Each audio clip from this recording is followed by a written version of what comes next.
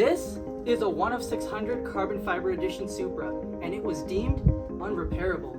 Let's recap. I've spent the last 2 years rebuilding the Supra. It needed mechanical fixing, cosmetic fixing, literally anything under the sun. And it had a few surprises. Is that water? No way! Which a few surprises turned into a lot of surprises. The car didn't have keys. So when we finished rebuilding it, I put it at the Toyota dealership to get keys. And a few months later, This thing is still sitting here. yes, it took months, but eventually I got a call saying that it was ready to go. But they completely destroyed the car. The mileage was erased, nothing was working, and worst of all, the car didn't start.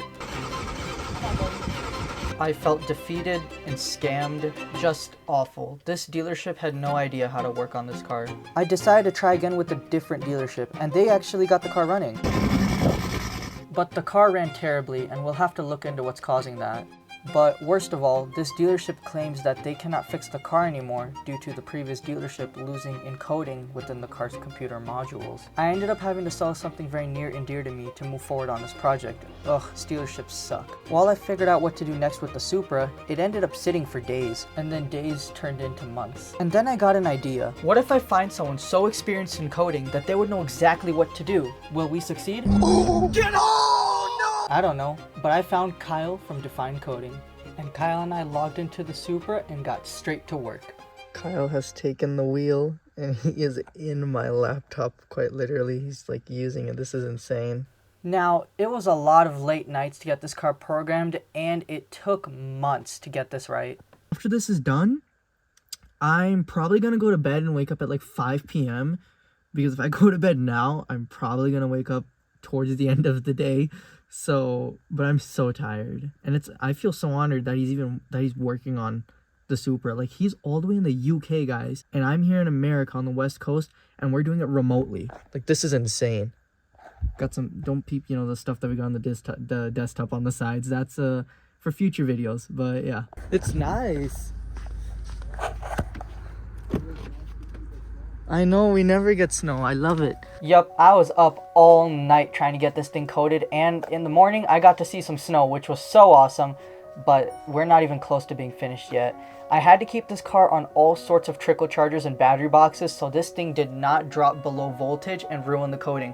So I have battery boxes everywhere and everything hooked up, and there's so many codes everywhere, and you can see the gauge cluster. It says reset impossible on all of the checks. I can't reset anything right now. So we have to tackle all that. Today's mission, basically the whole of the car has been reprogrammed. The BDC or the BCM, in this car you call it a BDC. It's all working now and it's all put together and everything has been communicating properly with the car. The last thing to fix is basically everything wrong with the cluster right here.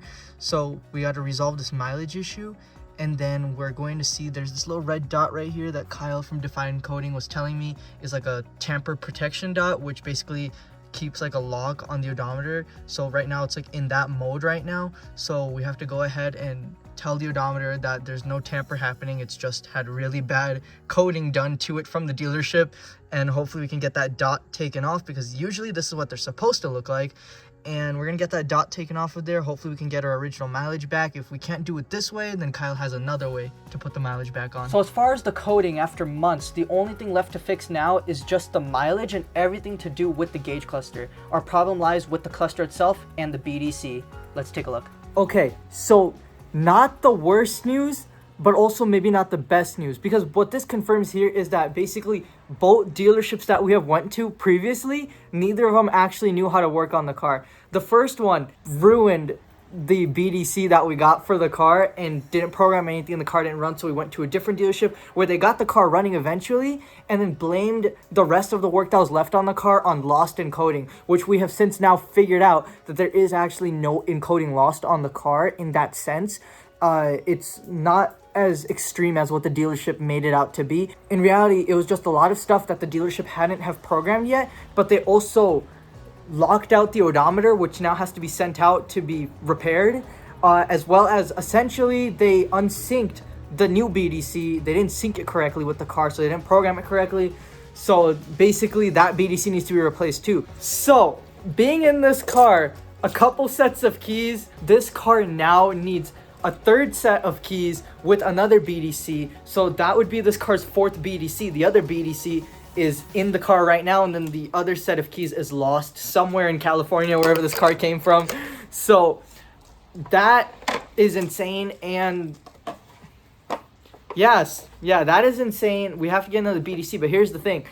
These BDCs right here that I had to get from the dealerships here, they can charge whatever price they want for them. They can do whatever they want. If they want to charge 10 grand, they could charge 10 grand. I would never know what the true price of it is until now. So before, I had no idea how much these BDCs were worth, because the way it works is you can't get a brand new one anywhere. You have to get them directly from the dealer because they come pre-programmed to your VIN.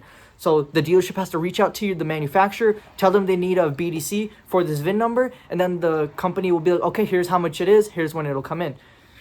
The dealership clearly scammed us a multiple of times, because both dealerships that we had to get BDCs from, they basically charged us $3,500 each for just the part. And when I told Kyle that from Define Coding, he was telling me, I don't know what they did, obviously we know they're pulling some tomfoolery on us here. So Kyle and I knew that that's not the true price. Kyle said that the true price should be somewhere around 800 pounds, which translates to about $1,000 USD.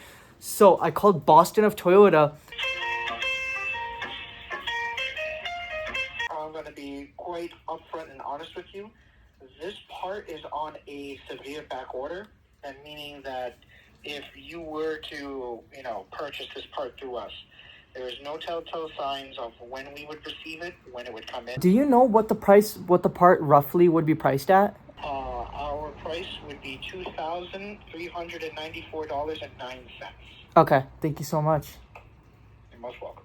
But Boston, really, really nice people, and I love their accents. However, for America, I guess, or their dealership in particular, there's always a way to get it. Not only that, it's a $2,300 part. Pretty good prices, not as great as we would like them to be. So Kyle did something that he did not have to do. He went to the UK Toyota dealership and he got me a price quote from them, about 1,100 pounds for the keys and the BDC, everything.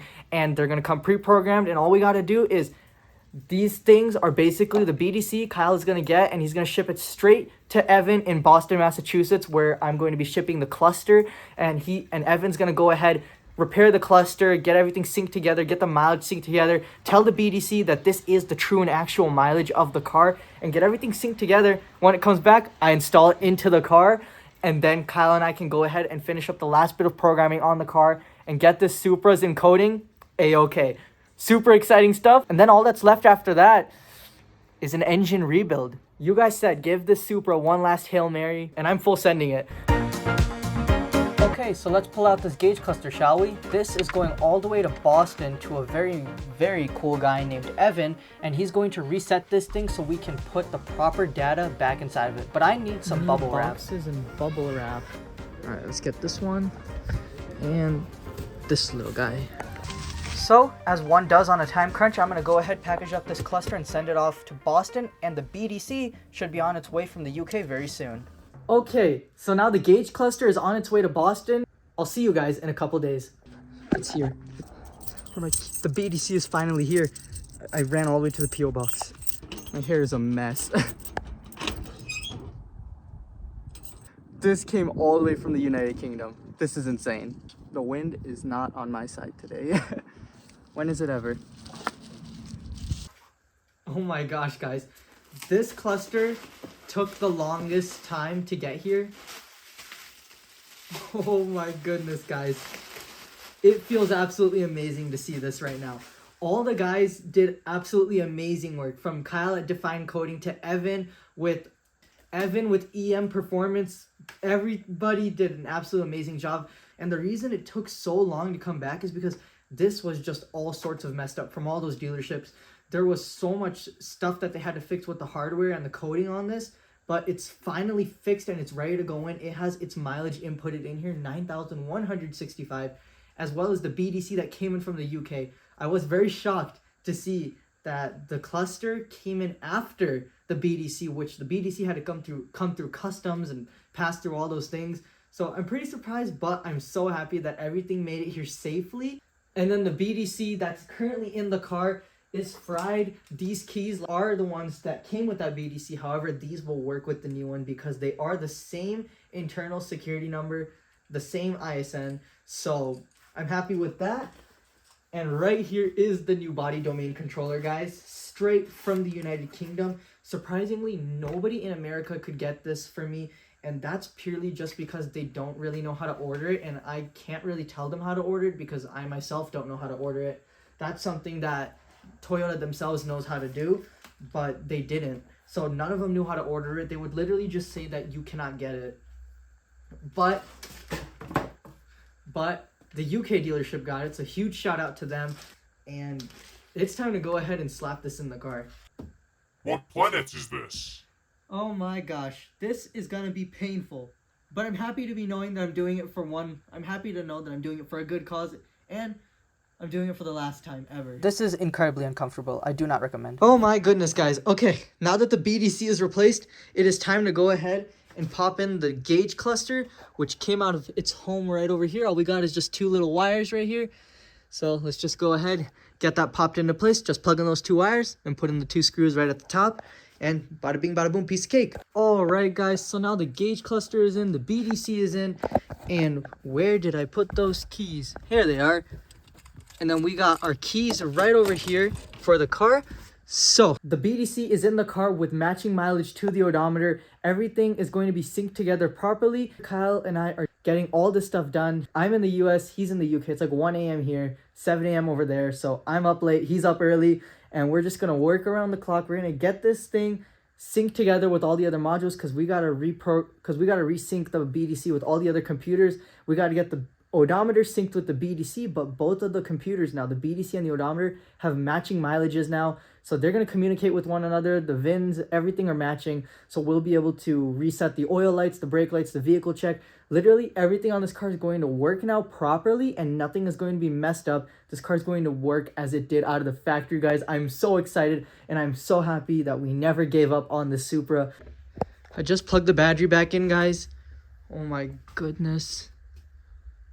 There is a lot of stuff to code back onto this car. There's a lot to code on this car. I might be up for a couple more hours, but that's okay. All right, guys. So we are doing this right now remotely. This is something the dealerships couldn't even do on their own. And to be doing it remotely is absolutely mind-boggling. But just know every single day leading up to the day that you guys saw this video, I've literally been taking not a single day off. Been doing something either on this car, the Camaro, or maybe something that you guys will be seeing in the future. But that's all I gotta say, guys. These late nights, pretty much a constant every single day here.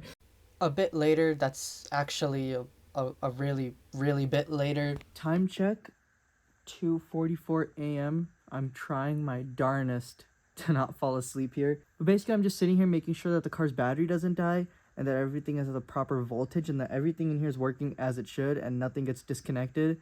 While Kyle works his magic, that little magician, you know? So, I'm sorry, guys. Did that hurt? I'm so sorry. I bumped your head.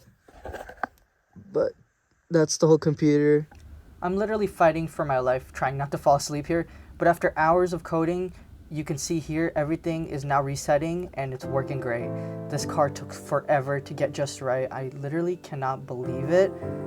I'm so happy. After months of coding, months of waiting for parts, and much lost sleep, we were finally able to undo all the damage that the dealerships have done to this poor car, and it's finally ready for the next stages of repair. I have completely torn down the engine and I've started taking out spark plugs because that is where we are going to be starting when we're going to see why this car was running so bad. But the fate of this engine relies on what we find here. Okay, so when we first got this car, I speculated a little bit of engine damage. By the way, the car was modded and stripped. It just seemed like engine damage had to be present. That would have to be the reason why it was at auction. So now that we got the car started and we can actually hear it at idle the way it's supposed to be heard, I definitely hear something wrong there with the engine. And from what I can hear, I'm hearing a lot of piston ring failure. If the piston rings are bad, then we'll just have to take apart the engine, replace all those one-time use components that we'll have to take off the engine to get to the rings. But after that, we replace the rings, put everything back together, and we should have a solid engine, right? However, if the piston rings went as far as to damage the engine block, such as with piston slap, which I can already hear on this car, then that means that we would have to replace the engine block as well. So, just to double check, we have to verify that this car actually has ring damage. So the way we'll do that is with a little camera like this called a borescope. Basically, this little guy right here lights up and it'll give me a top-down shot of what it looks like inside the cylinder, and then this mirror attachment will also give me what the sides of the wall look like. So we just turn the borescope on like that, and we take off every single spark plug. Once we get all that off, we can go ahead and look with the borescope. I checked every single cylinder and I found a good cylinder and a very bad cylinder. So yes, there is a very bad cylinder, which means this engine is pretty much no good from what you guys will see in the video that I'm about to show on the screen. So here's cylinder 4.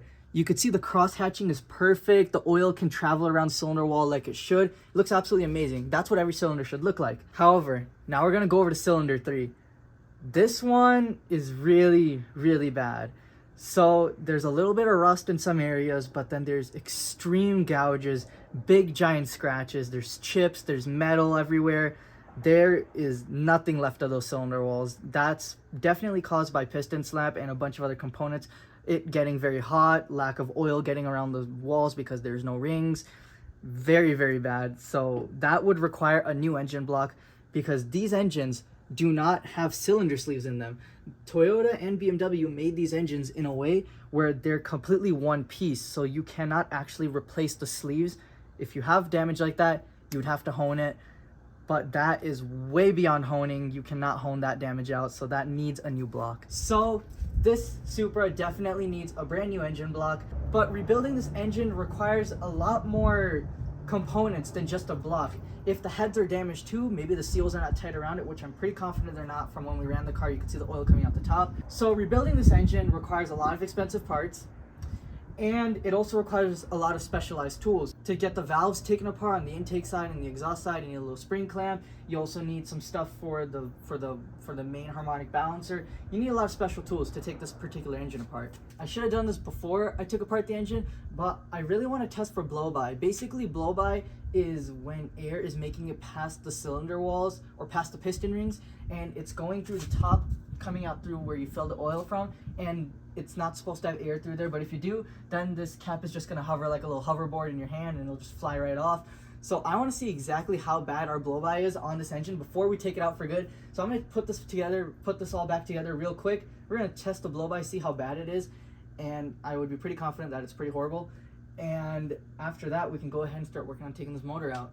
So got the engine put back together now. We're going to start it up real quick. Now, I think we are replacing or rebuilding the engine anyways. So what we're gonna do right now is, as soon as I start the car up, it has like a short, like 10-second window where the car doesn't go into limp mode. So I should be able to rev it, and from there you guys could see the maximum amount of blow-by, and there'll probably be a lot of smoke in here by the time I'm done.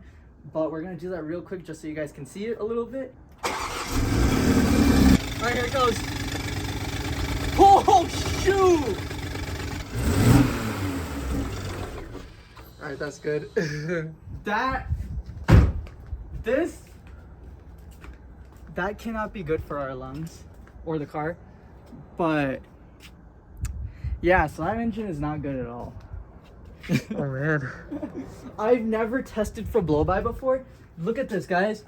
The blow-by is so bad that if you look around, look at all this. That's all oil around, and look, all around here, that's oil too. The blow-by on this car is so bad. The seals around the rings are so bad that this car literally is having pure oil come out through the top. It's not even vaporizing it into the combustion chamber.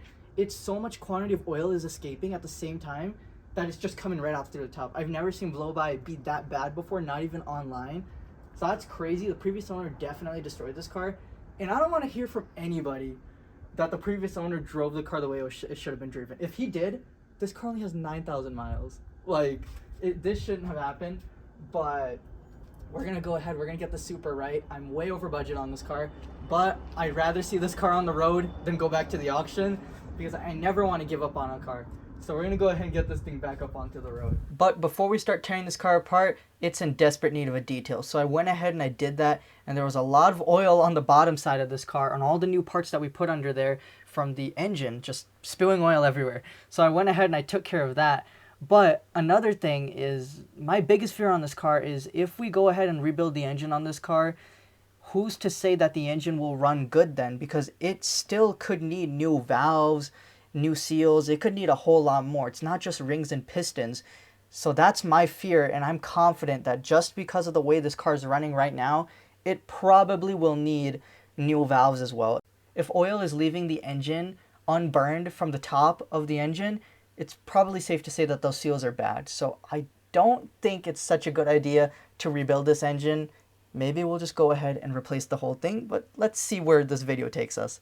But now it's time to get this thing up in the air and start tearing apart this beautiful BMW Supra engine. Alright guys, so I went ahead and I got the Supra all jacked up in the air on these sick 12-ton heavy-duty Daytona jack stands. Not sponsored, I just wanted to mention that I'm using the 12 tons instead of 3 tons that are right here because this thing is substantially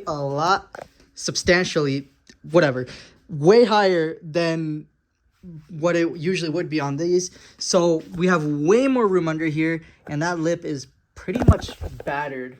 Maybe we should replace that, but we'll think about that later. First, let's get this thing running. So right there, you guys can see we have all that room under the car now. So basically, the reason it's up in the air is because to take out the motor, we're going to have to undo the bell housing or transmission bolts to get the engine separated from the transmission. We also have to undo the bolts that hold the flex plate to the torque converter. So we're going to undo all those. And then we have to unbolt the starter cables, some wires here and there under the car. The majority, which is something I actually like about this car, is the majority of the wires that we have to unhook are actually right over here in this cute little box. So that's for the engine ECU right there. And as you guys can see, this car is shining a lot more. Just before I pulled it in, I did detail it real quick outside because replacing an engine could be a mucky, yucky job. I want to just clean it all up, so when I'm doing this, I'm minimizing the muck that's going to get on my hands. And that skid plate looks brand new. It's because it is brand new. However, when we installed it into the car, it looked just like this. When we took it out, it was way worse. It somehow a bunch of oil from the engine came off of the engine, you know, with the blow-by and everything. That thing was disgusting, so I cleaned that off too. And then I pulled the car into the garage. Obviously, I did not want the oil mess to start again. So I just threw a whole lot of tape around this so oil does not blow by past the rings and come out through the top of the engine from around the cap. So quick tip, I went ahead and I disconnected the battery on the car. So now when we unplug the ECU and everything, nothing gets damaged. Right now, this car is absolutely amazing mechanically, you know, besides the engine, all the coating, everything is absolutely amazing on this car. I'm going to go ahead, I'm going to take off the wheels on both sides. I'm also going to take off the inner fenders because there is coolers back there. There's side radiators on this car, and I should be able to drain the coolant and recover it in those Home Depot buckets right over there so we can reuse our coolant as long as it looks amazingly clean. This coolant only has like not even like a mile on it or something. Like that coolant we just popped into this car, and then we found out that the engine is bad. So the coolant was never even driven through the car, so the coolant should be pretty spotless. It's literally brand new. And then we're going to go ahead, take off the sick carbon fiber hood so we have enough room to pull the motor out of the car. And I wasn't thinking about doing this, but for the sake of just like, you know, maybe there's like 10-15 bolts holding this bumper in, we're going to take this bumper off too for peace of mind.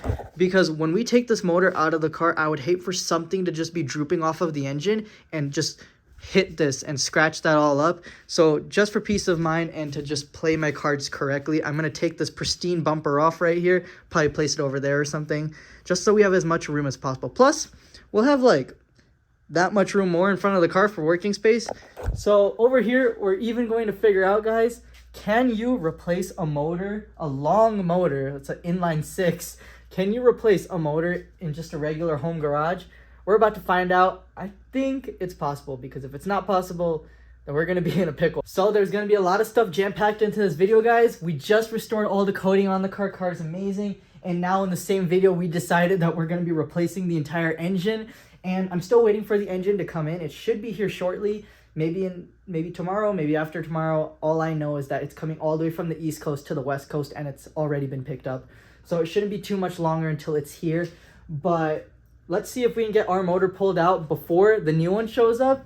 And then we'll go ahead, pop the new motor in this car, get a test drive, and everything should be hunky-dory. A lot of you might be thinking, how the heck am I so happy to be working on this car after struggling with it for 2 years, almost having to get rid of it because literally not knowing what to do with it. And I never want to give up on a car, and that relentlessness, what is going on today? And that relentlessness of me not wanting to give up on this car brought me to the point where we were finally able to find a solution for this thing and get it back on the road, because I had a feeling if it wasn't me who would get this car on the road, I feel like no one really would, because of how specific and tricky the problems on this car were to solve. I was the only one knowledgeable to know what the history of it was like, to know what to pinpoint. And once we're done with pulling the motor and everything, getting that all situated, there's a whole lot of engine plastics and interior bits, bunch of stuff that we have to go ahead and just put back together on the interior of this thing, because it's all been taken apart. You can see our coating wires are still in here. There's some old fuses in the car that we were testing, and then there's a whole bunch of nuts and bolts that we have to go ahead and put back onto the car. So still a lot of work to do on this thing, but I couldn't be happier to be working on this car, getting it back on the road again. After everything we've been through, I'm so happy. I'd rather be doing this than dealing with coating on this car. So that really says something about how difficult that was. Guys, I had to pull so many all-nighters while coating this car. I literally lost count on how many days I actually had to pull all-nighters on. And my sleep schedule was messed up for like a week. So now the final stretch is here. Come on, Supra, let's go ahead and get this engine pulled out. The attention to detail we took on this car, guys. We even went ahead and got the exact same color lug nuts as the wheels. Same finish and everything. Can't even tell there's lug nuts there, blends right in. Gotta be very careful with these.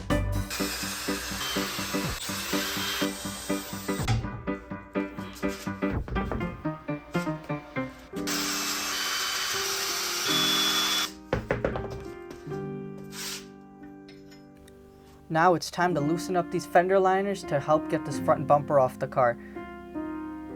Working my way around the top, there's a bunch of 10mm bolts on the top side of the bumper and on the bottom, but then it comes out just like a piece of cake. But there's 2 wires holding it, so I had to get help from my brother to hold the bumper so I can get those unplugged too. They're just for the parking sensors, but they came off, and here's the bumper.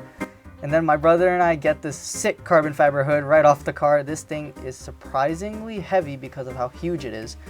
But we are getting all these panelings off the car. This wiper got so stuck on the car. I don't even know how I got that off. That thing was so stuck. But it's so sad to think that we just put all this stuff on this car and now it has to all come back apart. But we're going to do it nice and carefully and make sure nothing gets broken.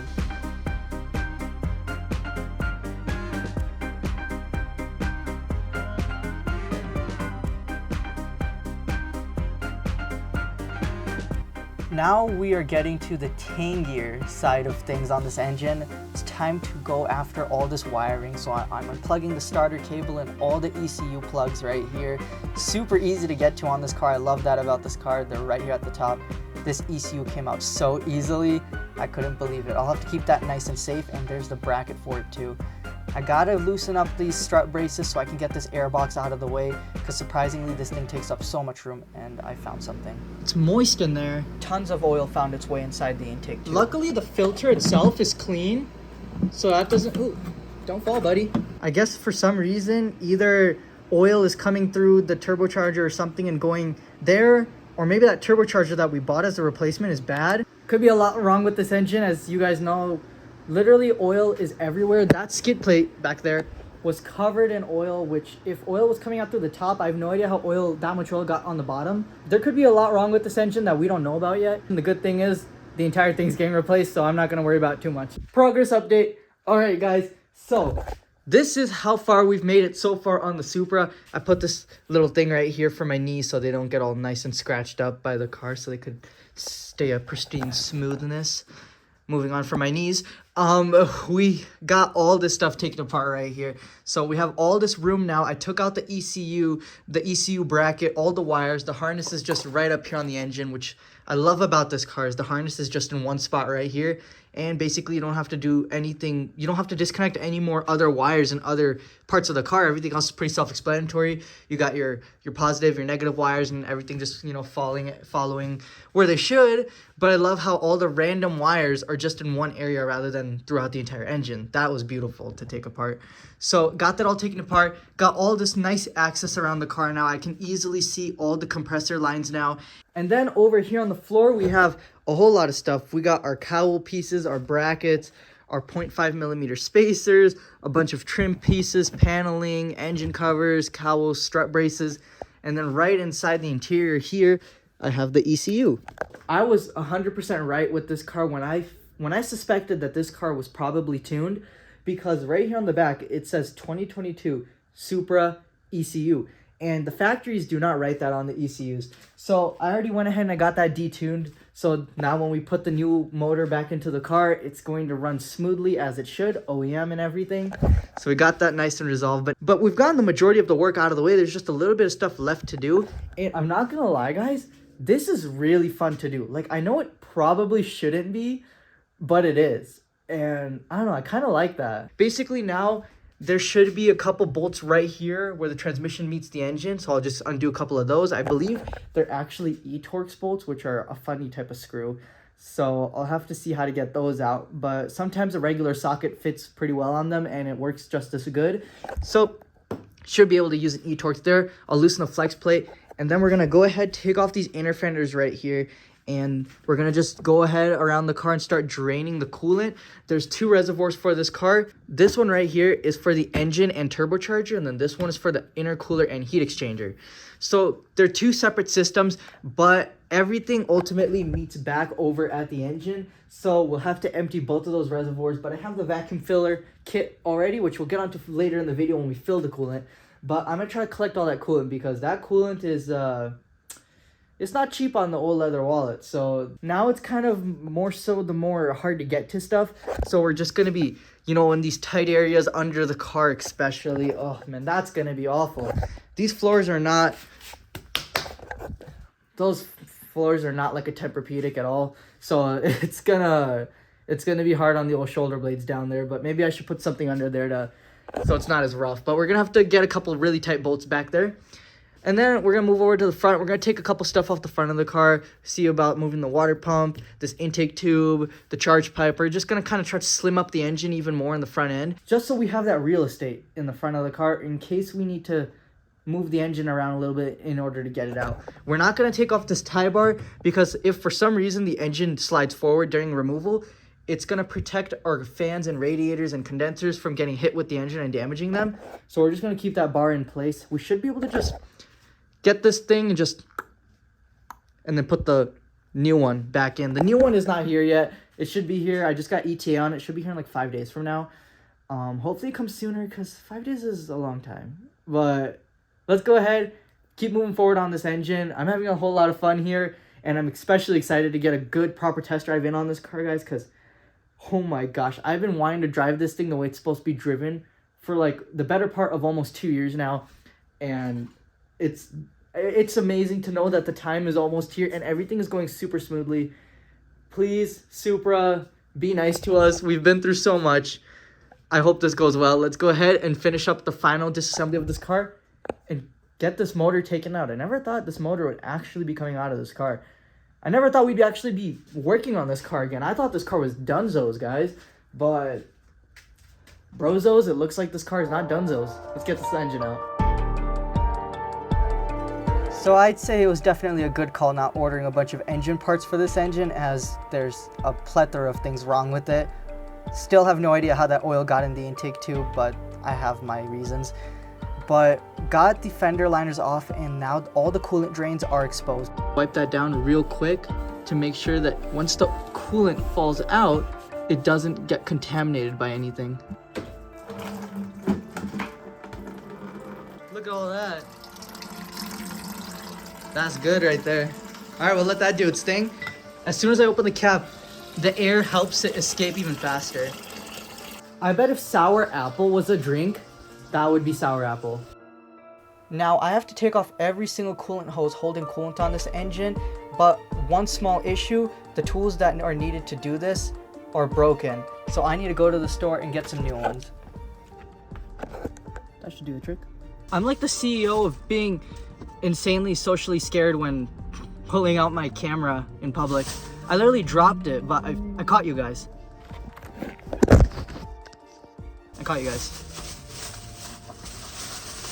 This should do the trick though. Ah! What's going on? No. I dropped it twice. Alright, let's get back home to the Supra. That should do the trick. Ow! My thumb. It came out. Ow. Okay, so while this thing is absolutely peppered, the hose came out. These things work amazing. And there's a whole bunch of other ones we could use. But real quick, taking a look at this, those were $1.50 for that whole set. $1.50. You can't even get a piece of lettuce nowadays for $1.50. So I would say these things paid for themselves already getting that hose out. However, that hose did not pay for itself by peppering my finger like that. But it did come out, and amazing. It looks amazing. Everything is working amazingly. After all these coolant hoses came out, it's time to slim up the front of the engine. Out with the intake tubes, the charge pipes, everything. However, I just made another new discovery. I just took the charge pipe off, and this thing is filled with oil. Even down onto the bottom, it just spilled a bunch of oil right there onto the subframe. And the intake tube right here, nice and oily in there too.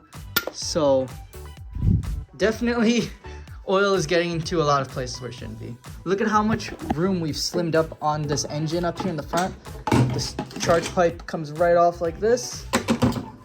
Look at this, guys. Look at all that room now. Just got a few more hoses to disconnect on the front end, then the side, then we'll try to see if we can get that AC compressor off.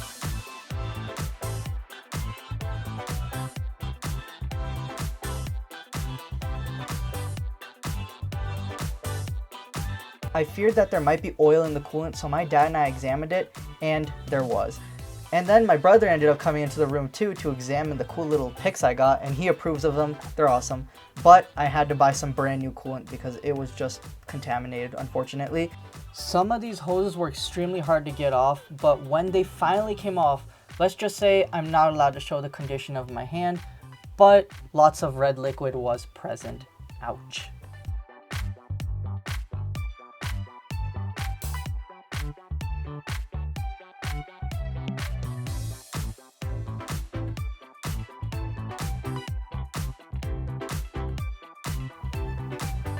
But now it's time to go under the car and loosen everything under there. Torque converter, transmission, bell housing, anything in the way. And we even had a little helper come join us. He was extremely scared and worried when I went under the car, but he loves smelling a bunch of things, and it was really fun to have him around here.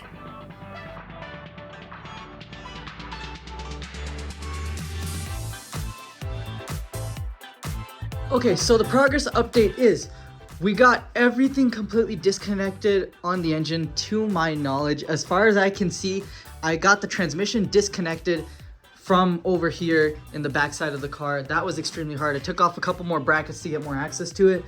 I got the flex plate taken off. I got a bunch of things taken off. All the hoses, everything's disconnected. And I feel like I got all the wires disconnected. The only thing left is just to put some support under the transmission and take off 2 bolts right at the bottom there. And that should go ahead and release it from the car. And we're also gonna go ahead and toss some wood under the rear wheels because this engine is like 400-ish pounds. So we don't want it to teeter-totter the car back off the stands and then damage more stuff. So we're just gonna put some stuff under the car, some preventative measures so the car doesn't fall. There's so many sharp plastics on this car, guys, that when I was taking off the radiator clips like this, you take off the clip and then you pull the hose off, you're using so much force, and then the clip, all of a sudden, the hose just pops off, and then your hand just goes into something sharp. So I don't know if I'm allowed to show like cuts or scrapes on YouTube because I know they could be a little bit sensitive with that. So if I don't show them, that means that I cut it out of the video because I've had to take it out because of YouTube. But it's been dry now, so I think it's okay. But there's this really big cut right here on my arm right here. That stings, as well as this little one up here at the top of my wrist. And then my fingers have like little cuts all over them. All these little cuts, all these cuts really sting. And then I'm gonna hold the camera like this. This hand probably had the worst of it. This one got like sliced like a knife at the edge. Good couple layers of skin right there.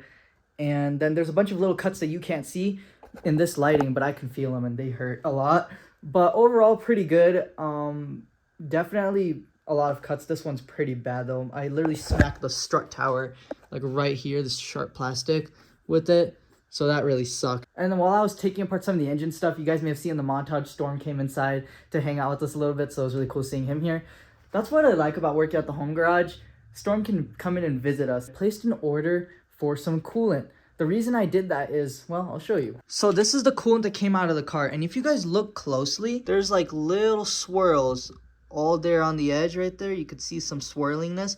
The coolant's not completely clean. So what those swirls are is basically oil, meaning that obviously with how messed up this engine is, oil is getting everywhere. So oil must have entered the cooling system as well. So we're going to have to clean out our cooling system, make sure it's flushed out. But that coolant is pretty much contaminated, so I didn't want to risk it, so I just went ahead and ordered some new coolant that we'll go ahead and pop in this car as soon as possible. It should be here quickly. They already shipped it out. But now we're ready to take the engine out. You might be wondering what this wood is for. This car has 2 mounting points when you're pulling the engine out. It has one nice and easily accessible now right here in the rear. They could just put a hook around. And then for the front, they don't really have anything. So I went ahead and I had a mount made right here, and this is just gonna go ahead and bolt up to the engine right over here, and then we'll have a point here and a point there. But what I noticed about this mount is on both sides, the front and rear of the car, when you have a mount set up like this, there's a lot of plastics around this car. This whole engine is basically plastic on the top side. So when the chains are put together, it's literally going to just pull against all this plastic, and you would definitely crack something. So I was glad that I caught that, but I had to figure out a way to make sure that that didn't happen. So 2 options I had was either extend this somehow, but then that would also make the risk of it bending, because the longer you make this, the more risk it has to bend and flex, and it could snap and be even worse. So I talked about it with my dad a little bit, because sometimes, you know, I just love the way that, like, my dad can really think of some really cool ideas that I couldn't have thought of, and sometimes I just wonder how he does it. But it was really cool, so I talked to him a little bit, and he told me that basically just get a piece of wood, put 2 notches in it, and then I could run the chain through that and put it right here in the middle. Obviously keep it leveled and everything so it's even on both sides, but that should prevent the chain from touching the engine. It'll just be touching the wood. So if that makes sense, I hope that makes sense, but you guys are about to see in a second that in action. I hope it works. It definitely sounds a lot safer than just not using a piece of wood or even extending the metal, because I could extend the metal in the front, but I still couldn't extend it in the rear, and it would still touch in the rear. So this would probably be the best bet right here.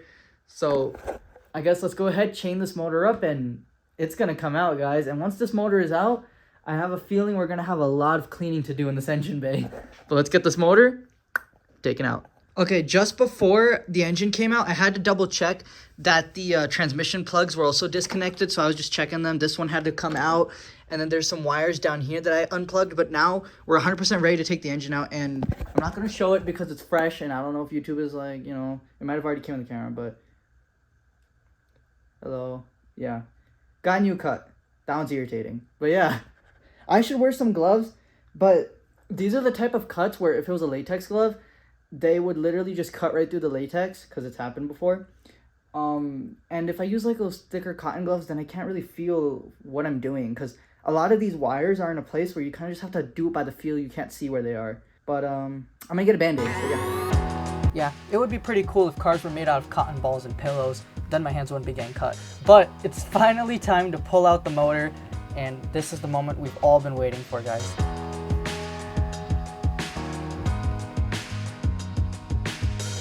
It took forever to get the engine lined up with the wood and chain. The wood just kept sliding around, but now that I think about it, we probably could have put some screws in the chain links to keep the wood from sliding, but we didn't think of that at the time.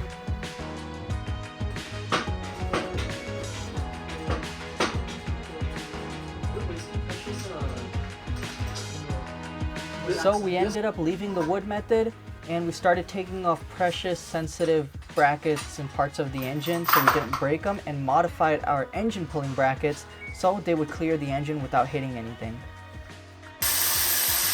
And after that, we just lifted the engine and it came right out. Oh man, there's a turbocharger there. And just like that, that's one Supra engine taken out and placed on the ground. Everything's looking really good. It wasn't the hardest engine ever to take out. I really liked how all the wires were right there at the top, and there was very minimal things to do on the bottom side of the car. But we got it all out, and I managed to even save all of the AC Freon without leaking any of it out. It's completely intact. I don't know how that was even pulled off, but I did it. And now the inside of this engine bay is looking rather dirty for 9,000 miles. There's so much dirt, dust, and a lot of oil in there as well. So I covered up sensitive things, covered up wires, and let's go ahead and get this thing nice and shiny again.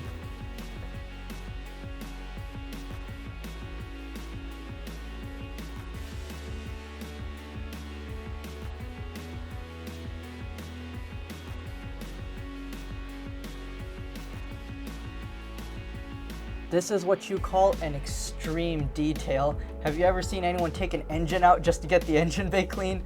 No, I'm just messing with you, but this was absolutely insane and pretty crazy to get this all cleaned out, because I don't think I've ever seen anyone actually pull an engine out and clean it like this. I certainly haven't done it before, but it was really fun to clean something in a way that can't really ever be cleaned again when there's an engine in there, and it came out amazing.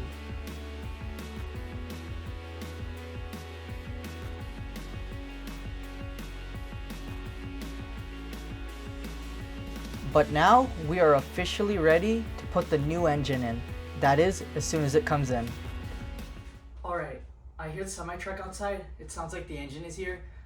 My heart's like beating out of my chest. I'm excited. Let's see this. Alright, so what we're gonna have to do though is turn it around. Alright, get it up. Maybe this might be good.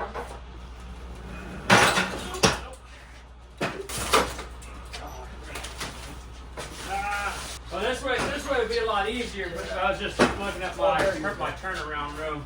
Hold on. Okay. It's good right there. Thank you so much. Oh, you're welcome. Right on. Absolutely.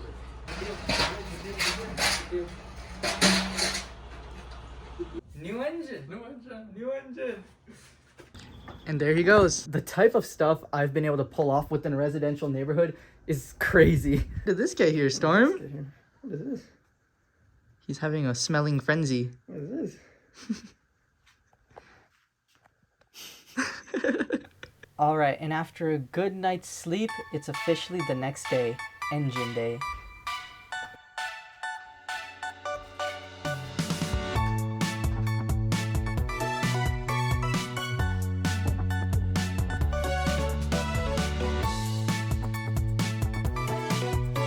This makes a really good table. Well, good morning, guys. This still literally doesn't feel real. I just woke up, grabbed some breakfast. Yeah, that's pretty much it. Just got a glass of water and 3 chocolate chip microwavable pancakes. That's all I run on right now, because I'm trying to not waste any time to get this Supra done here. But this is pretty cool. I can't believe it. We have a literal engine just sitting right here with another engine over there. But let's go ahead and get a quick progress update on everything before we move forward on taking apart this crate. Now, getting this motor out was actually really simple. This Supra doesn't really have any external oil coolers like the Camaro or Corvette has. In those cars, there's another oil cooler routed right here at the bottom, which this car doesn't have, so we didn't actually have to deal with any weird oil lines around the car, as well as the AC system we did not have to disconnect. That AC system in the car literally is still 100% under pressure. It is completely filled with Freon. We did not have to take any gas lines for that refrigerant system off, which I find absolutely monumental that we were able to pull that off, and I actually had little to no hope of that actually working out. But I found out something really interesting that may have allowed this to actually work. And that's that this car doesn't actually have a traditional AC condenser. It does not have something that looks like a radiator. The AC condenser is actually this tiny little block right here. That's the condenser. I have never seen anything like that before, but that condenser is what allowed for this compressor to kind of stay in the car, I guess, without much of nothing really getting in the way. Like, that's it. That's the whole system right there. And then it just goes to the little condenser block right there. You can see a little canister on the side, and it just goes right there into the heater core. That's interesting. So now that the engine is out of the car, I can better explain a little bit of some of the harder stuff when taking out the engine. Basically, the only thing I want to explain is this is what connects the transmission to the back of the engine. So right on the back of the engine, you have the flywheel, and in the flywheel goes 6 bolts, and then around the housing of the engine right there goes 6 bolts. And those bolts connect the torque converter to the flywheel and the transmission to the engine. So there is bolts throughout the whole side of the engine, you go ahead, get those off, and then you also obviously support the transmission when you're doing this, but also take off the 6 bolts on the flywheel, and then the engine can be separated from the transmission. And you can't forget, to get to the flywheel bolts on this car, you actually have to drop the starter to get access to those bolts. So this stuff honestly is pretty intimidating and scary, but if you kind of do a little bit of research, it could be a little less intimidating and a little bit easier. And if you guys are ever going to attempt this on any of your cars, then just right here, it's pretty much the same for every single car. Torque converter to flex plate, transmission to engine, and that's how you can do it without having to take the transmission out of the car and having to drain your transmission fluid. So now we don't have to deal with transmission fluid. Literally the only things we have to deal with when we fill this car up with fluids is engine oil and coolant. I think that's a pretty good day. So if my neighbors were ever wondering for the last few days, man, what is all that racket coming from that kid's garage? Now you know. So yeah, it was pretty tough right there, but I can't believe we pulled it off in a home garage. Guys, I have to express to you how abused this car was. This car was modified so heavily by the previous owner. This thing literally had to be inspected by the state of California. You can see there is a literal sticker on the side of the car here. I have never seen anything like that in my life.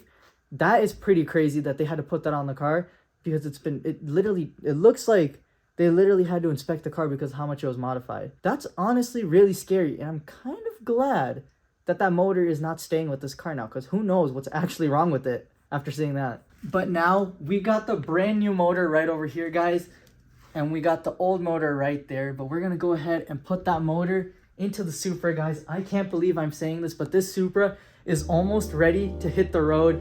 It's only just a matter of days. Come on, Supra, final stretch.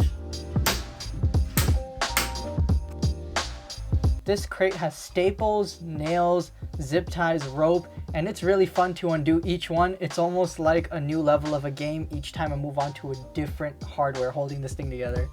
High quality nylon rope for free? Say no more. While I was uncrating the new engine, I realized that it doesn't have any engine mounts on it. So I went over to the old engine to take the mounts off of it, and we're gonna go ahead and get these things switched onto the new engine so we can drop our motor in nice and easy. Okay, now that I got the motor mounts off the old engine, it's time to go ahead and finish up uncrating the new engine. But just when I thought everything was going smoothly, I made a shocking discovery. Alright guys, so this engine has been certified tested and it works. Now, it was even sent a video of it running. The stuff that I'm about to unveil to you guys, I'm going to take with a grain of salt, assuming that this engine does run, because I was given proof that it does run, and I know that the engine that this car came out of was a car from auction, and that car was a run and drive. So let's take a look at what I found. So I have all these ducting and hoses right here, but this one's a little bit cracked right here. No biggie. I got that one off to the side. I can replace that easily. This one is fine, but I'm gonna replace it anyways because for whatever reason, there's a whole lot of water in here mixed in with a little bit of that oil. Oil inside the charge pipe is normal. In turbocharged engines, it's normal for a little bit of oil to get into the charge pipe because the turbo seals, it just happens a little bit. So a little oil is fine in there, but the water it's not coolant. I know that for sure. They probably washed the engine. That's probably how that got in there. But we're just gonna go ahead, continue on with it. That doesn't look like an abnormal amount of water. But I can see that the throttle body is completely clean, and I can see the turbocharger is completely clean. So this may have a crack somewhere around it, and it must have just gotten a little bit wet somehow. I'm not 100% too sure on how that may have happened. Everything else looks pretty solid around here, so we're just gonna go ahead. We got our hooks right here, and we're gonna get these routed through and move some stuff out of the way, and we should be able to get this thing nice and hooked up to the crane to get these mounts placed in there. All right guys, just for peace of mind, we're pulling the oil filter out. Hopefully we don't see anything sketchy in here. Looks good to me. Let's peel open some of these fins. Oh, that looks real healthy. Actually, those look really nice. That looks real good.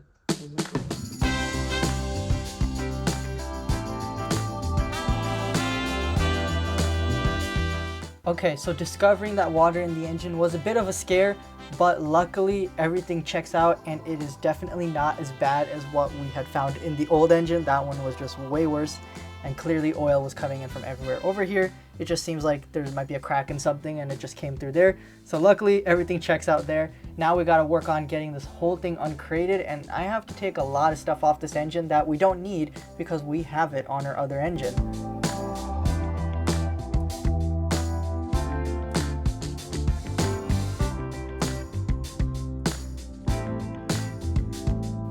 Getting this engine off of this pallet is very hard because I want to make sure that I do not damage anything, as the entire top half of this engine is basically just plastic. And you can see the hook is coming very close to touching the plastic, but I put a metal backing plate behind the nut and the bolt, so when it bends up, it does not hit the engine, it just hits the metal, and it came out pretty well. So now that that is safe and nothing is getting hit plastic wise on the engine, we're good to go ahead and start taking off the starter, the old torque converter, and any wires or hoses that we don't need on this engine. Couple strip bolts, one strip bolt. You know, if it was a small screw, you would be happy and you wouldn't be that mad if it was stripped, but if it's one that's as long as Julius Caesar salad, then it's going to be an issue. But we tapped a 7.5 on it. When do you ever see anyone using a 7.5 millimeter? But we went ahead and tapped that on there, got it taken right out. Luckily, it's not torqued to a crazy high specification. And I'll have to think about ordering that, wherever to get that screw. But now we're going ahead and taking off the last bolt before we can slap this into the Supra. So we just put a crowbar around the torque converter like so, get a nice grip, turn it like this.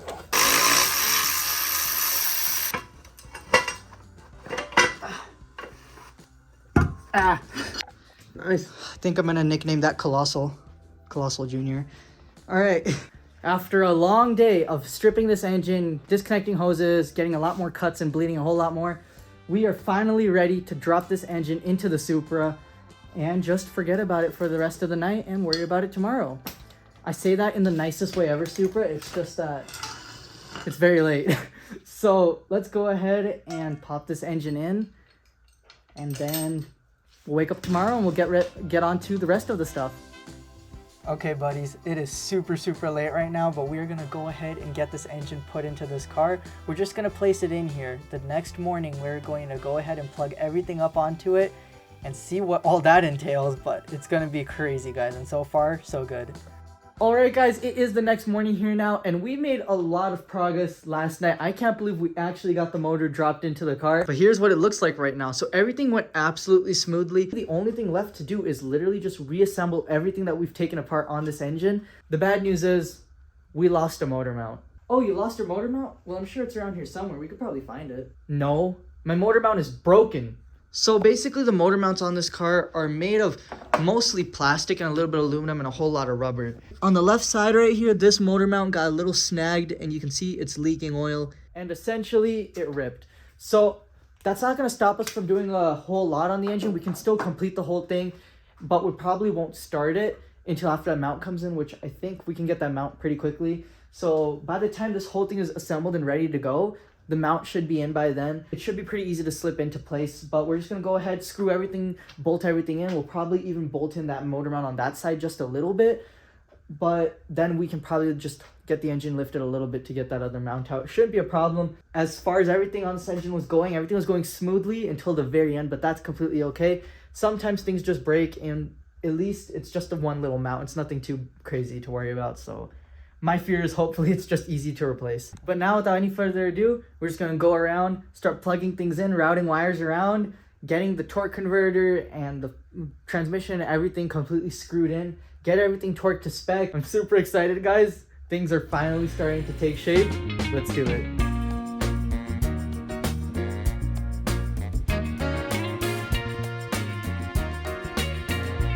Guys, I am so over the moon excited that we are finally moving forward on this Supra rebuild. Things are finally starting to look up for this car. Everything is plugging in nicely, and I am under the car, and it was so interesting to get these angles right here. But finished up under the car, and now it's time to move on to the top side and get all the transmission bolts hooked up, and those are very tricky to get to and very hard to get to. Once again, my hands are getting cut up like crazy. Done. But with those bolts getting torqued to spec, it's finally time to move on to replugging in some of these wires and grounds and positive wires, just getting this engine nice and put together. This has to be one of my favorite shots of the entire video, guys. The top-down view of just getting every single angle of this engine put in. And you can see the old engine just chilling right there in the corner, guys. And believe me when I say this, I really, really wanted to rebuild that engine and learn what it takes to rebuild an engine, but I knew that that thing needed a new block, pistons, rings, maybe even valves, maybe even a new head, and of course all the one-time use parts like the head gaskets, the head bolts. It needed a bunch of stuff, and totaling up the things that I knew it needed, guys, it was going to be like $14,000 to get all those parts from Toyota. That is just an insane amount, and maybe we would have done that had I not found such a great deal on the current engine we're putting in this car. I got this engine for only $6,500. I feel like you couldn't beat that, and it has similar mileage. I had to go ahead and send it with the brand new engine, or slightly used engine, if you will.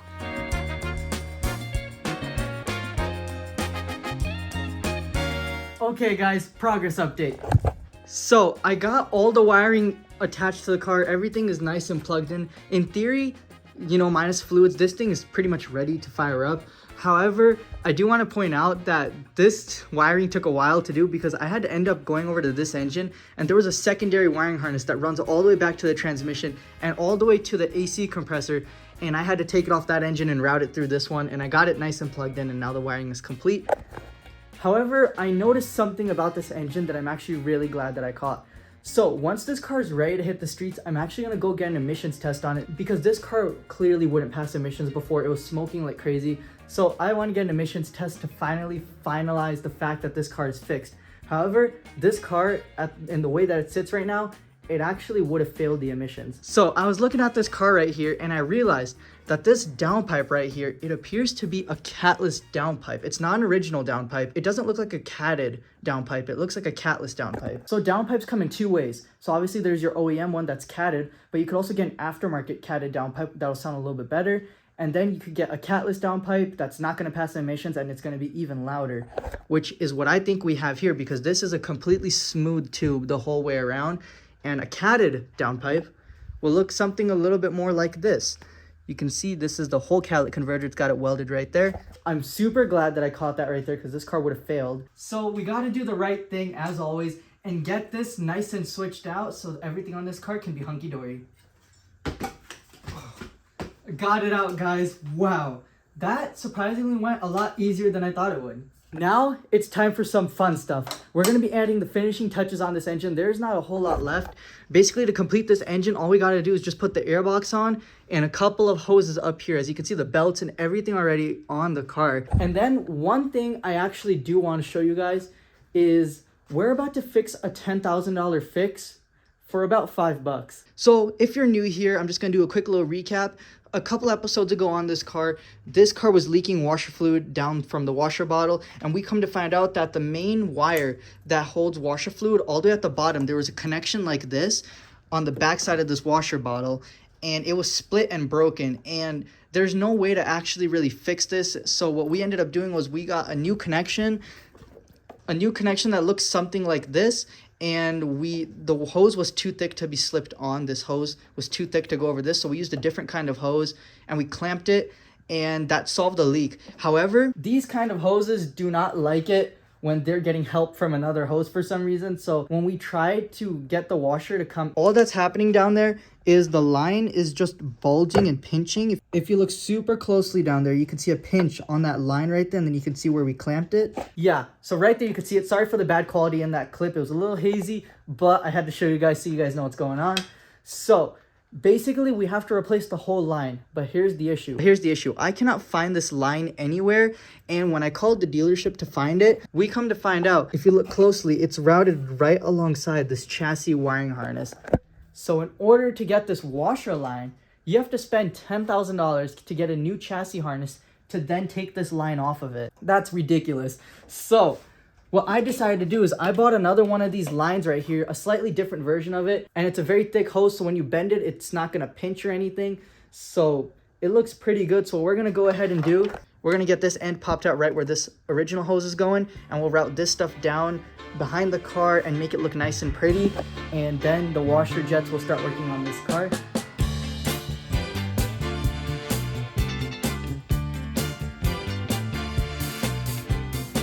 Okay, our little $5 fix is going extremely smoothly, but now it's time to put back in the charge pipe and intake tube, and I just got these things nice and cleaned out of all that oil and water that was in them. These things are gonna go straight in there, just like brand new. Here's a fun fact I learned about the B58 engines. Though they may all look the same and even sound the same, they're not actually the same. For example, the BMW X3 has the B58 engine, and so does the Toyota Supra. However, the Toyota Supra has beefier components on the inside of the engine to make it stronger, reliable, and to take more power. And some other B58s have different mounting brackets and points on where they go onto the car, and a bunch more minor differences on those engines as well. So to keep everything original and safe, I got a 2022 Toyota Supra engine, and it has the same 382 horsepower. Everything is the exact same on this engine to avoid anything from being different. Alright guys, it's time to do the vacuum filling on this car. So I put both adapters on the... So basically this reservoir is for the engine and the turbocharger, and then this one with the green cap is for the heat exchanger and intercooler. So we're going to pull a vacuum on both of them real quick and make sure that the needle stays where we put it and it holds the vacuum. Hopefully it does, because if it doesn't hold the vacuum, that means that we have a leak somewhere. It's not really necessary to vacuum fill it with coolant because this car does have its reservoir pretty high up in the air, but I want to do it just in case, because why not just take the extra precaution after doing all this work. And my dear friends, this is why we pull a vacuum on a system before putting coolant in it, even if it doesn't need it, just for precautionary measures. So I was thinking that I was doing something wrong because I had this pulling a vacuum and this needle was not moving. So I had a good look around the car, and I come to find out this big old hose down here wasn't even clipped in. So now we're gonna pop that in and watch the magic happen here. All right, can we get this? It's gonna be very hard. No wonder this one was overlooked. It's in. And now watch this. Boom, there we go. Now the coolant for this car is very specific. It's BMW HT12 coolant. This stuff tastes like freaking giant not taste. This stuff literally feels like alien boogers. Like, it's super slippery and slimy. Never had any coolant that's quite the viscosity that this one is, but let's go ahead and get this into the car. We're gonna pour it all into a bucket so we can avoid sucking in any air after doing all that right there. And then we'll move on to filling the heat exchanger up with some coolant. Let's do it. With the buckets ready to go with coolant, I even went ahead and I pre-filled the hose that's gonna suck in the coolant. That way no air has any chance of getting in. All we gotta do is just activate this. Oh, wow. All right, that's doing its thing. Gotta make sure that doesn't come out. We gotta watch this. I'm just gonna hold this down at the bottom of the barrel. All right, guys, so I paused it real quick. These hoses are still collapsed, but it took in about 2 gallons of coolant. And I was looking online, this car takes 10.5 liters, which is like the equivalent to like 2 gallons and then 3/4 of the 3rd gallon. So I ordered 3 gallons and we didn't even do the heat exchanger yet. I hope that this is enough coolant to do the car because I don't have any more of this stuff. All right, guys, the gauge is now at 0. The hoses are now in full of so much shape and life. And it looks like we still got like maybe a solid gallon to a gallon and a half, maybe 2 gallons. So now we're gonna move on to this reservoir here and vacuum fill that one. And hopefully we have enough coolant to get this job done, but this one is filled. Let's go ahead and take a look at it and check it, see how it looks. Full. That is awesome, guys. All right, looks like it's done. We're just gonna take this off. A little bit of air should probably come out. Yep, there it is.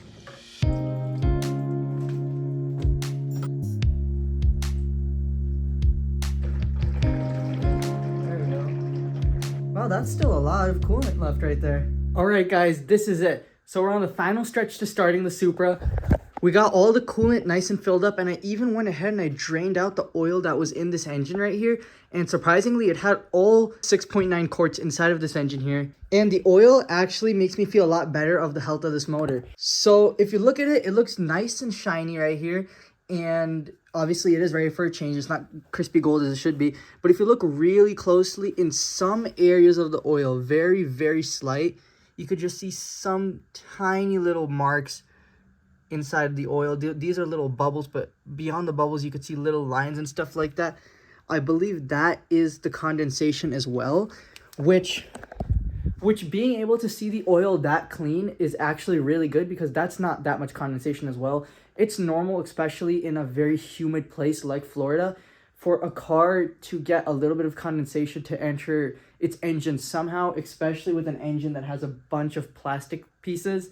I think it's pretty normal. Plus, the other thing I found out is this intake tube right here is not from the new engine. This intake tube is actually from our previous engine because this was in good condition. The one intake tube that came with this new engine was actually cracked on the bottom. And that's where I think the water entered the engine. Because the car from which this engine was taken out of was actually sold as a run and drive at auction in 2023. It's 2025 now, which means this motor has been sitting for the better part of 2 years before I got my hands on it.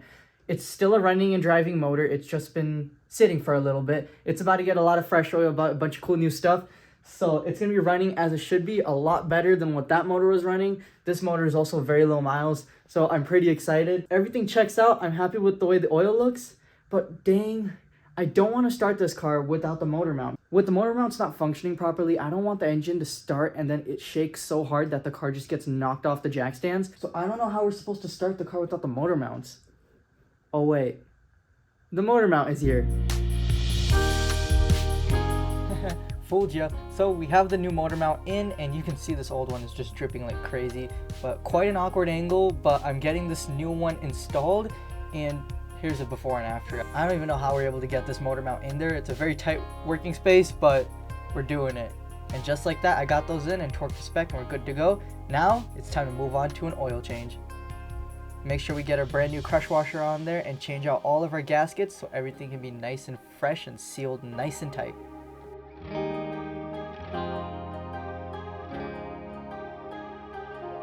After the new oil filter gasket is in, it's time to put in the brand new oil filter, and of course rub just a little bit of oil on that oil filter gasket so it seals in nice, and torque that to 25 Newton meters.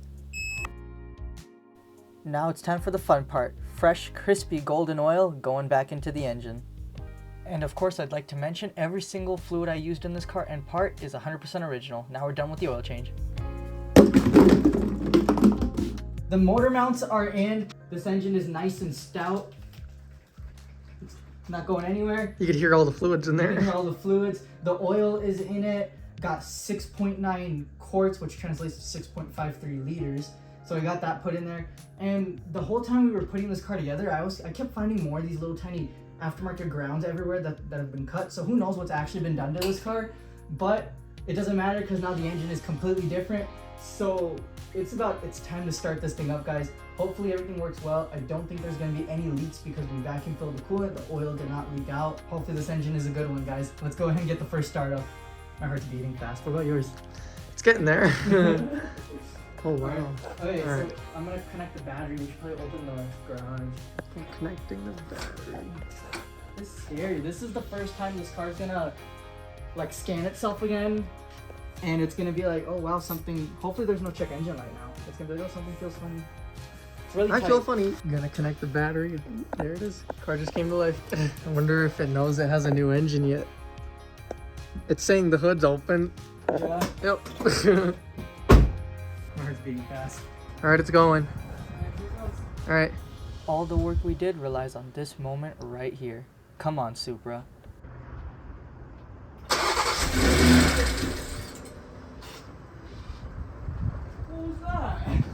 Maybe it's like the Corvette. The Corvette takes like a little.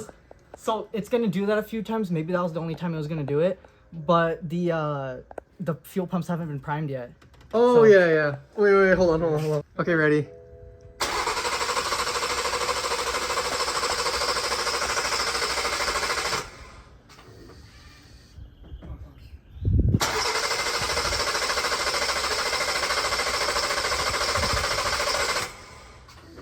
It has fuel, right? We put a whole tank in it, I think, right? Yeah, I put a whole tank. Okay. And after years of hard work on this car, we did something great. No way, dude! What? It sounds so smooth. That scared me. Oh my god, dude! Look how smooth it's running. No blow by. Oh my god. That scared That was crazy. I thought we were about to have to scan it for codes. I thought I was gonna have to call the coder again. Oh my god. Oh my god. Listen to that engine. Oh my god. It's not even moving. Holy shit. Oh my god. Dude. This is crazy. We did it. Dude. Wait, let's do a good one. Let's do a good one. Oh This my is god. just crazy. Wait, let's go on the inside. What's it look like? Hold on. Oh my god. Watch your step. I wasn't expecting company. Yeah. Oh my gosh. So we still have a check engine light that I assume will go away once we drive it. But everything looks amazing. The exhaust sounds so good. Dude, it sounds so... It's not even in sport mode. Now it's in sport mode. I feel like you'll notice it when you drive it. Alright, let's Or see. maybe it's still relearning it. So there's gonna be codes right now. We're missing the front bumper and everything. So we gotta put all that stuff on. Oh, it's idling down. It's idling down. Everything sounds good. No leaks. Wow. Should we check the oil? Yeah, it won't go right now, but it's we know we have oil in there. It has to drive for 30 minutes to test the oil. All right, so everything is sounding really good. Everything's looking great. Nothing that the car is telling me. It says engine level okay, but I can't do a new test, so nothing out of the ordinary there. That's all just parking sensor stuff. Let's turn the AC compressor on and see that OEM refrigerant that we never took out because we found a way to work around it. Oh wow, you can feel it. It's That's amazing. good. Some good AC right there. That's really good. You can see your hair blowing in the camera. It's working really well. Yeah, it is good. I don't know the controls of this car yet 100%, but yeah, I don't know the controls 100% of this car, It's good. but everything seems good. AC smells like it hasn't been ran in a while. It has that sweaty smell to it. It's but- good. Car looks crazy. This is good. This is smooth. It is smooth. Yeah, this is a good. These are good sounds. Yeah. BMWs are known to make little ticking noises. Yeah. It's not like rod knock or anything, thank goodness. It's more like lifters and camshafts and Yeah. fuel pumps and whatever. I don't know the whole thing. I just know it's normal. So Sounds good. I think we have enough daylight to get a test drive in. So all we gotta do now, guys, is we gotta put the inner fenders on, bolt everything up. We're gonna be bumperless and hoodless, but we can get a drive in and make sure that the car runs to the gears properly. So let's just go ahead, slap everything onto the car and get this for a drive. All right, guys, got it all put together for the stuff, minus the bumper and the hood. Got all this nice and secured so it's not going anywhere. Got the inner fenders on so rocks don't kick up into these coolers over here, but we zip tied the edges of them so these don't get shredded in the wheel either. So we got those nice and good to go. It's time to put this thing on the ground for the first time in a long time.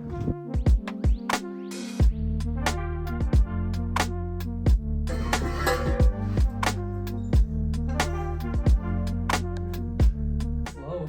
It's sitting very nice It's been right sitting now. so high recently. It looks even crazier on the floor. And after 2 years of what these dealerships turned into painstaking ownership, it's finally time to go for the first ever drive in our Supra. Let's do this. Welcome, Rayon.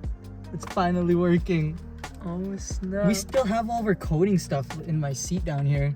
Looks All the stuff from the amazing. coating. I'll just put that all right here. All right, ready? All right.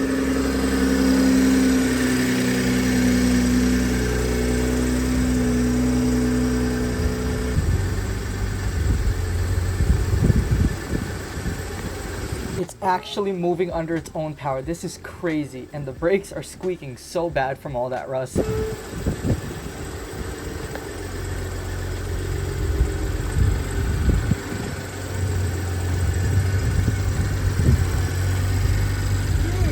It just drove out of the garage. What? Amazing. That thing looks crazy. Oh my gosh, it looks like Frankenstein the way it is right now. Oh my god.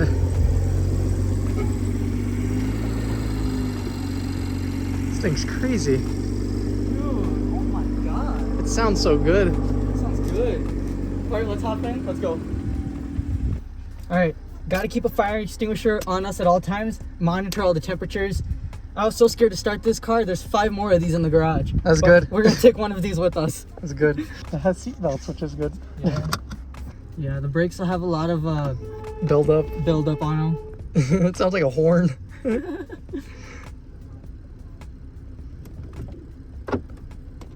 This thing's crazy. Guys, I apologize for all the beeping. The car's gonna freak out. It thinks the hood is open. Yeah. This thing looks crazy to all these people out here, I bet. Oh yeah. Looks like an exoskeleton or Oh something. my god. This leather, this carbon. Carbone. I brought Braun too. Look at this. Oh nice, so we can inspect for Yeah. anything on the car. Good. Got all the mileage back too. Yeah, check it out. Oh, look at that. Oh, nice. Okay. Just gonna go easy on it right now. Oh my gosh, dude! This is What? amazing. I can't believe it. Oh my god. Oh, there's a cop here. Just It's let me okay. be, dude. Then let me be. Let me be. Insane. These brakes are pretty dialed. Oh, my it sounds. goodness. Oh my god, it sounds so good. You can tell it's not misfiring. Oh! Get Oh no way! Did you hear that? Oh snap! We gotta try that with the windows down. Oh my god! Hold on. That was crazy. Dude, it sounded so good! Oh my god! Oh my.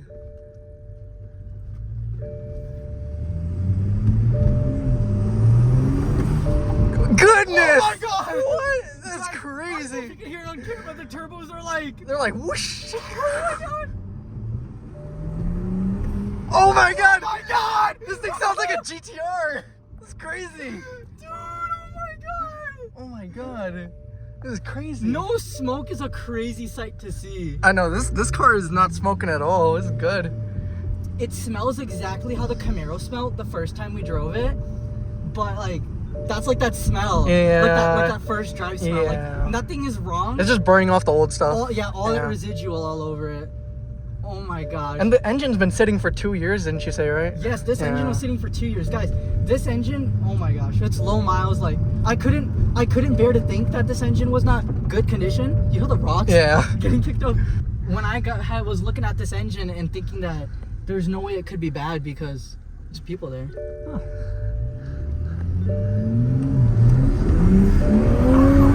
Oh my god! I think it was a blow-off valve. Dude, it's stuck. This is Believe crazy. me, I've been in this engine in and out. It is stuck. Oh my God. This is stock power. This is crazy. Why would you want to mod this? This is a crazy car.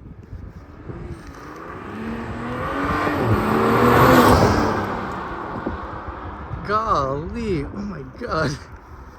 It's crazy.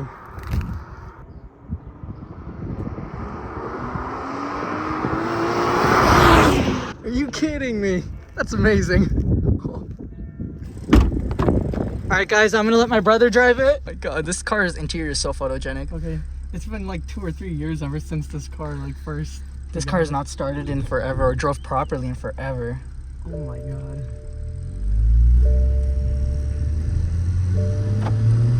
Go easy right here with these people. It's in sport mode right now. I don't know if you want to take it out. You want to do comfort? Or the mode I was in when we got here? Yeah, just put it Okay. in the regular one. Alright, that's regular. It's so smooth. I know. This could be dailyable. This is a daily car, dude. It's like one thing I noticed is the suspension's not as stiff as Corvette. I like it because it's like you Dude, can Corvette. daily it. Yeah, Corvette is. It's like Yeah. yeah, the Corvette is stiff. It's one of the stiffest suspensions we have. It's more stiff than Camaro too, but this is like comfortable. Yeah.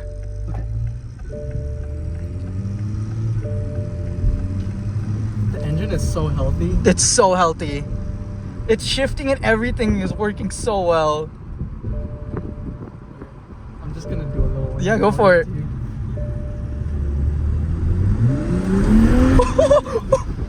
Oh my god! It hits you so hard, you don't even realize it. Thank you so much for letting me drive. This You're sounds welcome. crazy. You're welcome. Oh my god. Dude, it hits you so hard, you don't even realize that it's that fast. This car is insane. I'm so happy we did not give up on this thing, guys. This thing is a go-kart. It's Crazy. We crazy. It's good. Oh my god. Wow, these DRLs are insane. So now the only thing left to do, guys, before this car is 100% complete is slap on every single part left on this car. I believe the front bumper might have a temperature sensor in it, which is why the check engine light is still on. Slap on all the finishing touches of this car: under trace, skid plates, under shields, Fresh engine cover. fresh engine cover. Get all of it installed, and this car is gonna be ready to hit the road. This thing's brand new. Let's do it. And just like that, all that hard work is starting to pay off. The Supra drove incredibly with no issues, not even any smoke. It's amazing how well this car is going, but we're not done just yet. Still can't believe it. Can't believe it, dude. This was what? We got this car November 20th, 2023. This video has taken months to film. This video has been months in the making. All right, we just checked the oil level. Solid. That's good. That's good. Yeah. Don't gotta add another quart. Yeah. Not sure what I'm gonna do with this old engine, but everything on the Supra is checking out and looking great. Now it's time to pull this thing into the garage one last time and get it completely reassembled and ready to hit the road. I can't believe it's came to this point, guys. I'm so glad we never gave up on this thing. We just don't give up, ever.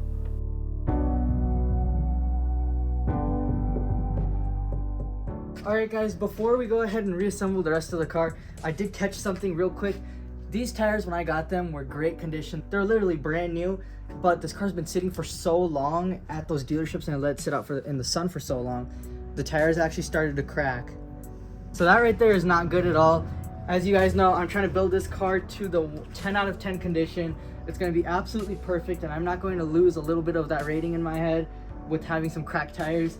So brand new tires right here, ready to go, already in. And I'm gonna go to the tire shop real quick and get both of these front tires mounted. I already got this one off the car right here, and luckily the back tires are 100% great. They're just as new as these ones already, and they have no cracks, nothing, and a whole lot of tread. So I'm super happy that the rear ones are not bad, because those are probably a little bit more expensive than these. But let's go ahead and head to the tire shop. Don't have the trucks or anything at the house today, so this is the car we're gonna have to take to the tire shop. This Corvette's starting to turn into a little work truck, I guess, at this point. Mobile. At least it has a big trunk, but man, it sucks that we gotta take that out a little too often, but It's okay. I'm not complaining. Not completely a work mobile. Take it on a couple drives here and there. It's a good car, it's a solid car. I'm glad we fixed it. And that one's got new tires too. Remember when we did all those? Yeah. The tires on this before were 14 years old. Man, this is pretty crazy, huh? Yep. Pretty wild. Oh my goodness. Look at these cracks though.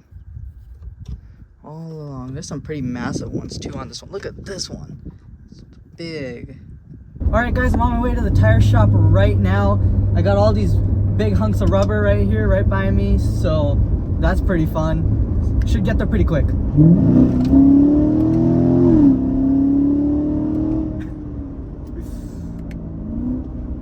Never gets old. I do miss the Camaro though. I do miss the Camaro. But that doesn't get old. Alright, back home now.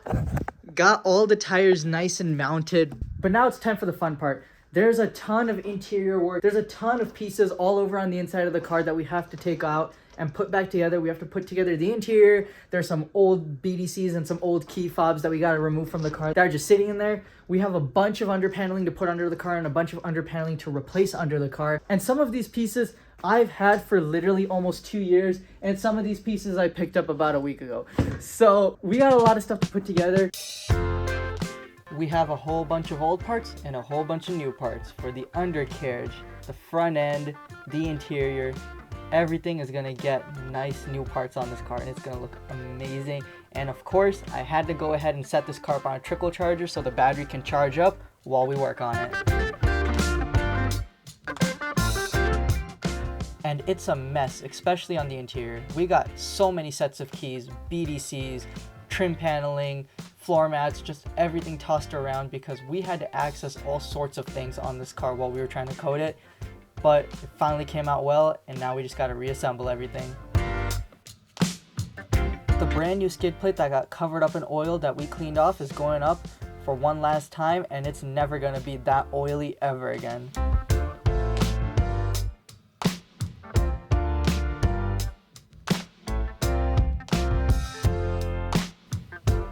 just like that, the undercarriage with all of its undershields is complete, and now it's time to move on to the engine bay.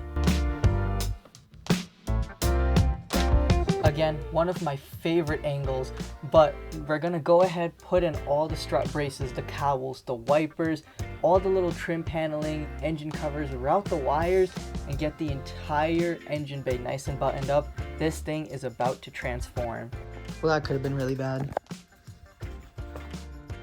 Get out of there. But I really gotta watch where I keep these tools. This part was pretty cheap, but I was pretty aggravated when I had to purchase it because I didn't break it and the auction didn't break it. The dealership broke it right in front of me, and they made me buy a new piece when I told them that they broke it. I didn't want to argue with them because it was only $9. But gosh, guys, dealerships, are you kidding me? But now, for the piece of resistance. The engine cover looks amazing, and here's what my view has been like for a long time, just getting this BDC nice and situated, and now it's time to cover it up and hope that we never see that module ever again. Anytime you have to work on that module, just know you're going to be in a really uncomfortable position. Let me know if my shirt falls and you can see my skin.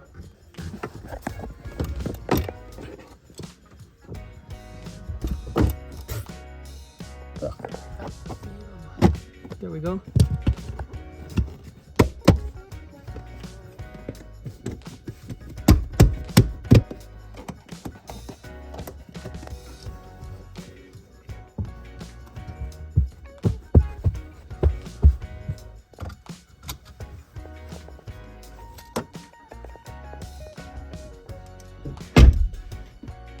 And just like that, the interior has never looked better. I actually genuinely believe that it's never looked better. Maybe just for a few days after it left the factory, but after that, this is the best it's ever looked. But it's time to get this battery nice and situated and get this trunk 100% completed. The interior is complete, the trunk is complete, and the undercarriage is complete. It's finally time to get the front end on this car complete. Oops, I tripped on something. That's okay. Now it's time to get this bumper on for good.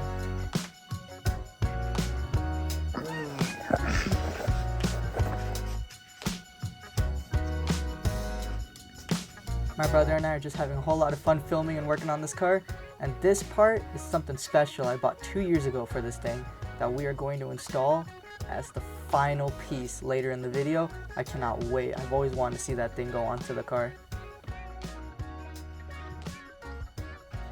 I'm pretty sure these hood hinges are the exact same ones they use in those other BMWs where the hood will pop up this way if it hits like a person or something, because these are literally two pieces. Look at the other side. You see this joint right here and the screw and this little slot right here?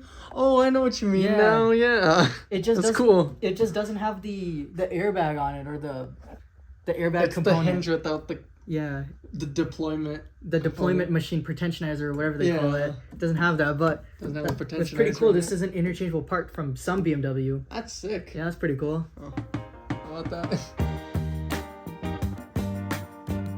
Behold, the biggest piece of carbon fiber this car has ever seen.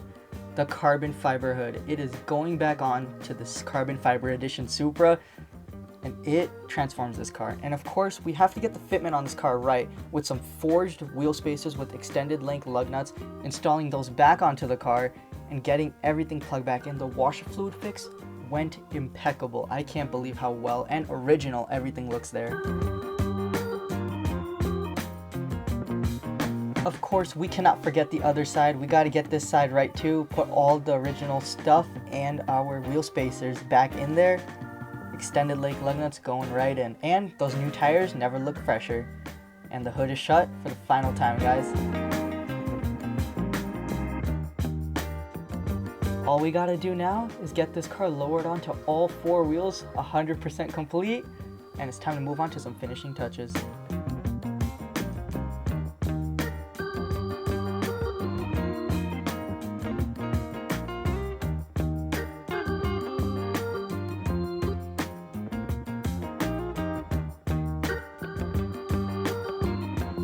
I have a brand new cushion for the trunk because it was missing, so that's gonna go in. And then the driver's side door was also missing a grommet and a screw, so we're gonna go ahead and get that put in there as well.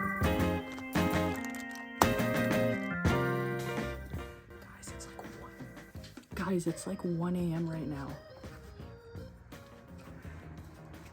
It's finally finished this night. That was really hard, really challenging. It's super late, it's done. And only thing left, wash the exterior, detail the interior. Alright guys, so I'm finishing up the Supra right now, just clearing the last bit of codes in it. I'm finally able to communicate with this thing. Look at all these old codes, guys. Oh my gosh, multiple cylinder misfire, 5, 6, random. Oh my goodness, way too many misfires, all from that engine right over there. Later that night, when I should have been sleeping, I couldn't make my way out of the garage. I just couldn't stop staring at this thing. I couldn't believe it. It's like 2 a.m.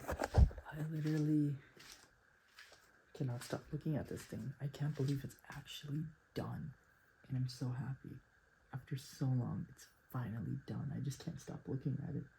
The check engine light just went off.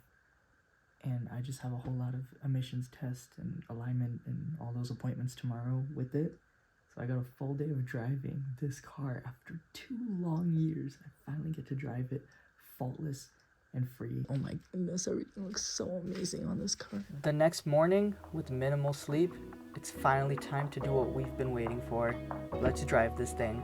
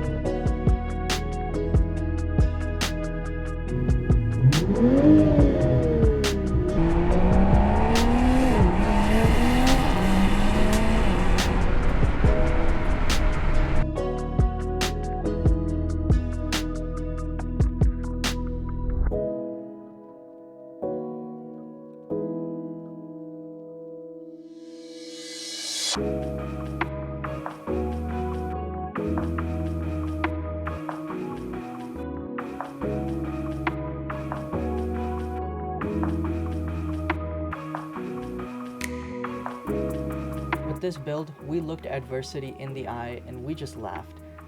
Take this build as a lesson, guys. Please follow your dreams, chase your dreams. You will make it onto the other side, I promise. You don't fail until you give up.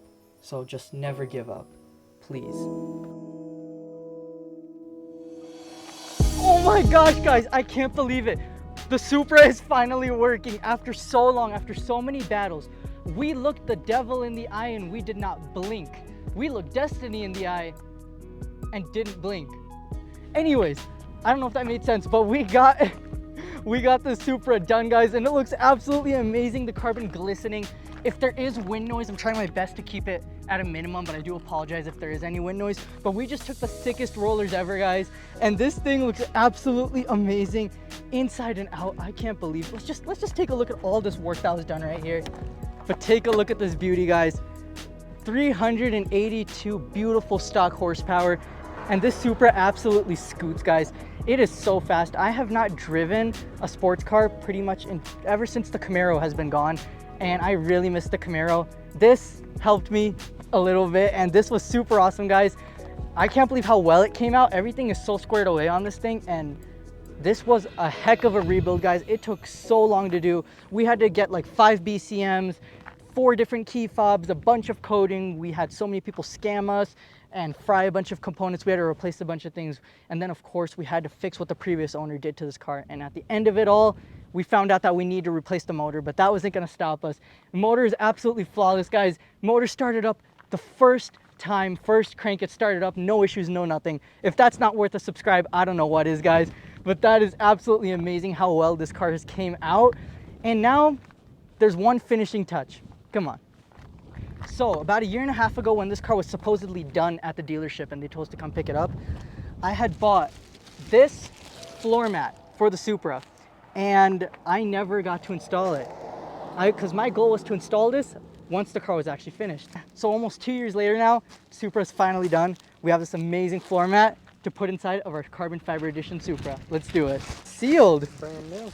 Oh, not a speck of dust. You guys can see how aged the bag is. The bag is aged, guys. Smell that, dude. Smells good?